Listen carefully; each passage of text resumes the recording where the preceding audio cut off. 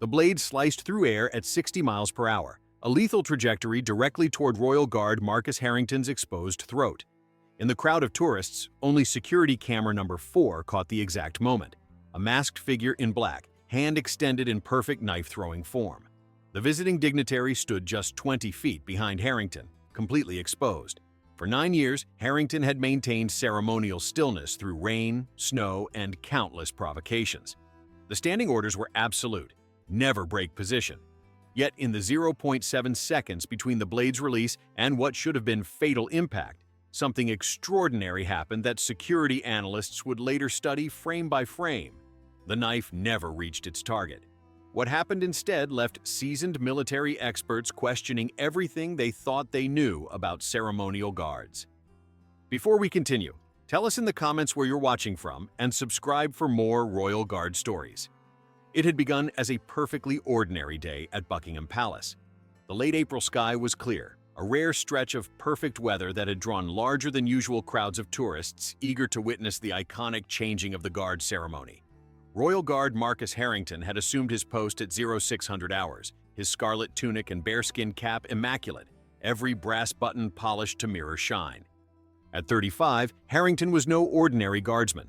Before earning his position in the King's Guard, he had served 4 tours with the Special Reconnaissance Regiment, a specialized unit within British Special Forces. His missions remained classified, but the 3 commendation medals on his military record spoke to service that went far beyond ordinary duty. The morning's changing of the guard had proceeded flawlessly. Now, positioned at the eastern entrance to the palace grounds, Harrington stood at perfect attention, his eyes fixed forward in the 1,000-yard stare perfected through years of ceremonial duty and battlefield awareness. The Japanese Prime Minister's visit had been publicly announced weeks earlier, though his exact schedule was meant to be closely guarded. The dignitary's motorcade was expected to arrive through the Eastern Gate in approximately 17 minutes, according to the briefing Harrington had received that morning. Security around the palace had been subtly enhanced. Additional plainclothes officers mingled with the tourists, and the standard patrol routes had been modified to create overlapping coverage of all potential approach vectors. Standard procedure for VIP visits. What wasn't standard was the figure moving through the crowd, a movement pattern so subtle that even the enhanced security measures failed to detect it. Later analysis of the security footage would show the approach had been carefully planned. The suspect had entered the public viewing area 43 minutes earlier, positioning himself gradually closer to the barriers while maintaining the casual demeanor of an ordinary tourist. The black jacket worn open over a dark blue shirt was specifically chosen to conceal the tactical vest underneath. The baseball cap and sunglasses, unremarkable tourist accessories, effectively obscured facial features from the palace's facial recognition systems. At precisely 11:37 a.m., the suspect made his move. In one fluid motion too practiced to be amateur, he pulled a military-grade throwing knife from beneath his jacket. The 6-inch blade, matte black to prevent reflections, was a Sykes-Fairbairn model favored by special operations units worldwide. "For the revolution!" The shout came simultaneously with the throw, a textbook distraction technique taught in advanced close-quarters combat training. The knife left the attacker's hand with professional precision, spinning at the optimal rotation for penetration. Its trajectory was perfect, directly toward Harrington's exposed throat above his high collar. Harrington saw everything. His eyes might have appeared fixed forward in ceremonial attention, but his peripheral vision, honed through years of combat situations where threat detection meant survival, had registered the attacker's subtle preparation movements seconds before the knife was thrown. Protocol dictated absolute stillness. 400 years of tradition and explicit standing orders required guards to maintain position regardless of distraction or provocation. Breaking formation was permitted only under the most extreme circumstances, and even then, the expectations were clear. Protect the royal household and the public in that order. In the 0.7 seconds between the knife's release and its arrival at its target, Harrington made a decision that would later be studied in military academies worldwide. He didn't move his feet. He didn't break his posture. What happened instead was something so subtle, so precisely calibrated, that most tourists watching didn't even register it had occurred. Harrington's right hand, the one not visible to the public as it gripped his ceremonial rifle on the far side of his body, released its hold. In one lightning-fast motion, his hand moved up, across, and forward, a movement so practiced it was essentially muscle memory from thousands of combat drills. His gloved hand intercepted the spinning blade mid-air, catching it not by the handle, but by pinching the flat sides of the blade between his thumb and forefinger, just behind the point, a technique taught only to the most elite close-quarters combat specialists. The knife's momentum transferred through his arm, which absorbed the force without visibly moving his body. In the exact same motion, without breaking his forward gaze, Harrington's arm snapped forward again, returning the knife along a precisely calculated trajectory. The blade embedded itself in the wooden barrier post just 6 inches from the attacker's hand, close enough to shock, not close enough to injure. The message was clear. I could have hit you if I wanted to. The entire sequence, from catch to return throw, took less than 1 second. The tourist crowd fell silent, then erupted in confused shouts and screams as they processed what had happened. Several backed away from the barriers, while others raised phones to record the aftermath. The would-be assassin stood frozen, staring in disbelief at the knife now quivering in the wooden post beside him. Palace security responded immediately. 2 plainclothes officers tackled the suspect while others moved to secure the area, ushering tourists to safety and establishing a perimeter. The Japanese Prime Minister's motorcade was diverted to an alternate entrance, as per emergency protocols. Through it all, Harrington maintained his position. His eyes remained forward, his posture perfect. The only evidence of what had transpired was the absence of his ceremonial rifle, now secured with his left hand alone, and a small tear in the white glove of his right hand where the knife's edge had made contact. When the security team leader approached him minutes later, Harrington acknowledged him with only the slightest nod. "We'll need your statement, Corporal," the security officer said quietly. "After my shift, sir," Harrington replied, his gaze still fixed forward. "Protocol." The security officer nodded, a new respect in his eyes. "Of course. Carry on." 3 hours later, in a secure room beneath Buckingham Palace, Harrington sat across from Colonel James Whitford, commander of the Kingsguard Regiment, and Abigail Chen, chief of palace security operations. "Walk us through what happened," Colonel Whitford said, placing a tablet on the table between them. The screen showed multiple angles of security footage, frozen at the moment the knife left the attacker's hand. Harrington, now in standard military uniform rather than ceremonial dress, sat with perfect posture. "I noticed the suspect approximately 4 minutes before the incident. His movement pattern was inconsistent with standard tourist behavior, minimal photography, controlled scanning of security positions, gradual advancement toward the barrier." "You noticed all this while maintaining ceremonial stance?" Chen asked, eyebrow raised. "Yes, ma'am. SRR training. We're taught to maintain environmental awareness regardless of primary task." Chen nodded, making a note. "Continue." "When he reached the optimal position, I observed his right hand move beneath his jacket in a retrieval motion consistent with weapons draw. The jacket was specifically chosen to conceal this movement from standard security observations." "And your decision to intercept?" Whitford asked. "Threat assessment indicated the dignitary behind me was the likely target. Given the knife's trajectory and the distance to the nearest security personnel, interception was the only option that ensured target safety." "You could have simply moved," Chen pointed out. "Negative, ma'am. The blade was rotating at approximately 6 revolutions per second. A lateral movement would have only shifted the impact point, potentially toward the face or upper chest. Full evasion would have exposed the dignitary. Interception was the only guaranteed neutralization method." "And the return throw?" Whitford's tone was carefully neutral.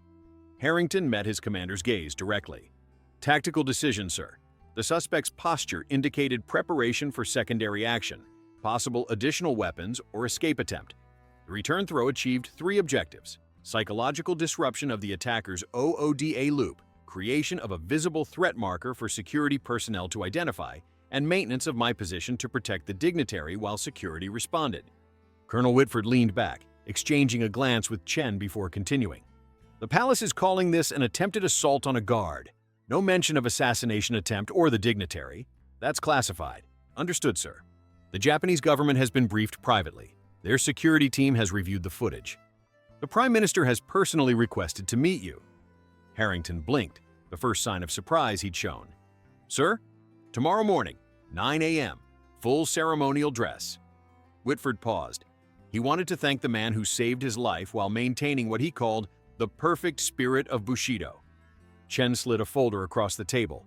"The attacker is being processed through counter-terrorism protocols. Initial interrogation suggests connections to an international extremist group we've been monitoring. Your actions potentially prevented a major international incident." Harrington nodded once, accepting the information without visible reaction. "One more thing," Whitford added. "The footage from tourist phones is trending worldwide. Over 40 million views in 3 hours. I'm Royal Guard Ninja is the top hashtag globally." At this, Harrington's composure finally cracked slightly, a faint grimace crossing his features. "Sir, I was simply following protocol for imminent threat response." "Protocol that you executed with exceptional skill," Whitford corrected. "Which brings me to my next point. The palace is reviewing ceremonial guard response protocols in light of today's incident. Your experience and actions will be central to that review." The implications were clear. Harrington's split-second decision might ultimately change centuries of tradition. The next morning, as scheduled, Harrington resumed his ceremonial duties at the East Gate. The tourist crowds had tripled overnight, many holding phones aloft, hoping to catch a glimpse of the guard who had become an internet sensation. If Harrington was aware of his newfound fame, he showed no sign of it. His posture was perfect, his gaze forward, his ceremonial rifle held precisely according to regulations. The only visible difference was the barely noticeable new addition to his uniform, a small silver pin on his collar, the Japanese Order of the Rising Sun, presented personally by the Prime Minister just hours earlier. Behind the scenes, palace security had implemented immediate changes. Additional plainclothes officers were now stationed specifically to monitor the crowd for similar movement patterns. The barrier distance had been subtly increased. New scanning technologies were being fast-tracked for implementation. Yet, for all the changes happening around him, Marcus Harrington maintained the same disciplined presence that had defined the King's Guard for centuries. The only difference was the new understanding spreading among those who watched. Beneath the ceremonial exterior stood men and women whose training went far beyond pageantry. 2 weeks after the incident, at the Special Forces training facility in Hereford, senior instructors gathered around a screen reviewing the footage frame by frame. The lead instructor paused the video at the exact moment of the catch. "Gentlemen, this is why we drill basic skills until they become instinct. Corporal Harrington had less than a second to make this intercept. No time to think, only to act." He advanced the footage to show the return throw, the knife embedding precisely where intended. And this is the difference between training to compete and training to survive. Corporal Harrington wasn't showing off. He was neutralizing a threat with minimal movement and maximum efficiency. The instructor looked at the room full of elite soldiers. "This is ceremonial duty executed with combat mindset. Remember that the next time someone jokes about palace guards being just for show." Back at Buckingham Palace, tourists continued to gather, phones ready, hoping to witness something extraordinary. Most would see only what the King's Guard had shown for centuries: perfect stillness, unwavering discipline, the embodiment of tradition.